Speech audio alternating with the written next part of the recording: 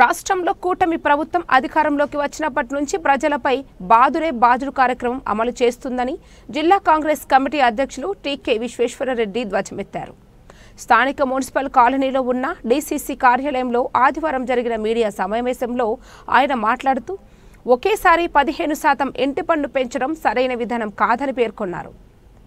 గత ముఖ్యమంత్రి జగన్మోహన్ రెడ్డి ఇచ్చిన జీవోని తాము అమలు చేస్తున్నామని కూటమి ప్రభుత్వం చెప్పడంపై ఆగ్రహం చేశారు.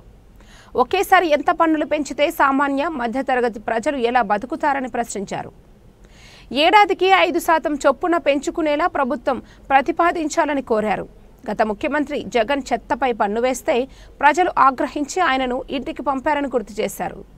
చంద్రబాబు తన జన్మదినోత్సవాన్ని పురస్కరించుకుని ఈ ఇంటి పన్ను భారాన్ని తగ్గిస్తే ప్రజలు సంతోషపడతారని పేర్కొన్నారు.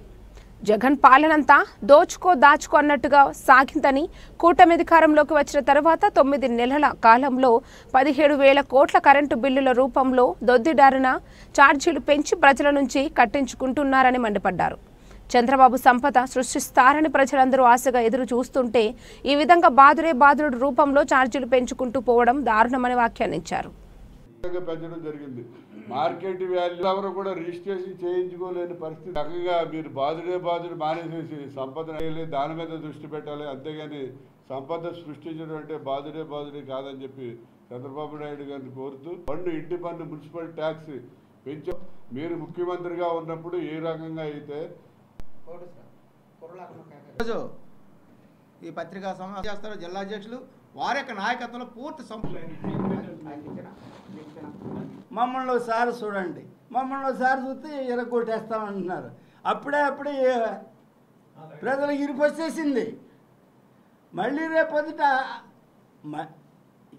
మోడీ ఉన్నాడు, మహామోడీ చేసి 3 సార్లు వచ్చాడు. ఏటల కాలం చేయలేడు, మోడీని నమ్మరు. అదేవిధంగా 3 సంవత్సరాలకు ఒకసారి 15% పెంచుతారు తప్ప సంవత్సరం 15% పెంచే పరిస్థితి ఉండదు. ఎందుకంటే మనం ఒక ఇల్లు అద్దెకిస్తే సంవత్సరం 15% అద్దె పెంచుతామంటే అద్దె వచ్చినాడు ఎవడ కూడా ఊరుకోడు. అంటే 3 సంవత్సరాలకు ఒకసారి పన్ను పెంచాలి, కానీ సంవత్సరం పన్ను పెంచడం ఏంటంటే అని చెప్పి మరి అందరూ కూడా గొడవ చేసే పరిస్థితి ఉంటుంది. జగన్మోహన్ రెడ్డి గారు జీవో ఇష్యూ చేస్తాడు, ఇంప్లిమెంట్ చేస్తాడు.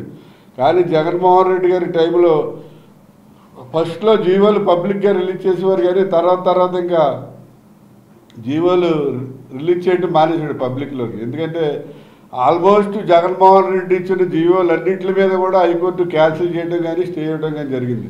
అందుకని ఇతను ఈ జీవోని పక్కన పెట్టి ఆ జీవో ఇంప్లిమెంటేషన్ మరి ఎవరికే తెలియకుండా సీక్రెట్గా ఇంప్లిమెంట్ చేయడం జరుగుతుంది. అయ్యా చంద్రబాబు నాయుడు గారు, ఈవేళ మిమ్మల్ని ఒకటే కోరుతున్నాం. ఈవేళ మీ పుట్టినరోజు, ఈ పుట్టినరోజు నాడు మీరు ఏదైతే ఇంటి పన్ను ప్రజల మీద 15% సంవత్సరానికి భారం వేసాడు జగన్మోహన్ రెడ్డి, మరి దాన్ని తగ్గించి మీరు దాన్ని 3 సంవత్సరాలకు ఒకసారి 15% వచ్చేలా చేసినట్లయితే మరి చాలా హ్యాపీ ఫీల్ అవుతారు జనం. అట్లయితే నేను అఖిల భారత కాంగ్రెస్ కమిటీ ఏఐసిసి వారు ఒక నిర్ణయం చేయడం జరిగింది. త్వరలోనే కర్ణాటక రాష్ట్రం నుంచి 4 రాజ్యసభలు ఖాళీ అవుతున్నాయి. అందులో ఆంధ్రప్రదేశ్ నుంచి ప్రప్రదంగా ఆంధ్రప్రదేశ్ కాంగ్రెస్ కమిటీ అధ్యక్షురాలు శ్రీమతి శర్మిలారెడ్డి గారిని మరి రాజ్యసభ సభ్యులుగా పంపించాలని చెప్పేసి కూడా మరొక న్యూస్ బయటకు రావడం జరిగింది. మరి ఈరోజు మరి స్పష్టంగా మరి శర్మిలారెడ్డి గారు బాధ్యత స్వీకరించిన నాటి నుండి నేటి వరకు కూడా నిరంతరం ప్రభుత్వం, ప్రతిపక్షం, అదేవిధంగా పార్టీ ఆర్గనైజేషన్ మీద కూడా దృష్టి కేంద్రీకరించి మరి పార్టీని మరి ముందుకు తీసుకెళ్తున్నటువంటి మేడం గారికి మరి రాజ్యసభ స్థానం కల్పించాలని మరి తూర్పుగోదావరి జిల్లా కాంగ్రెస్ కమిటీ అధ్యక్షుల ఆదేశాలతో మరి తూర్పుగోదావరి జిల్లా కాంగ్రెస్ కమిటీ తరఫున వారిని రాజ్యసభ ఇవ్వాలని చెప్పేసి కూడా మేమందరం కూడా ఈరోజు ఏకాగ్రంగా రిజల్యూషన్ పాస్ చేసుకోవడం జరుగుతుంది. మన 300 years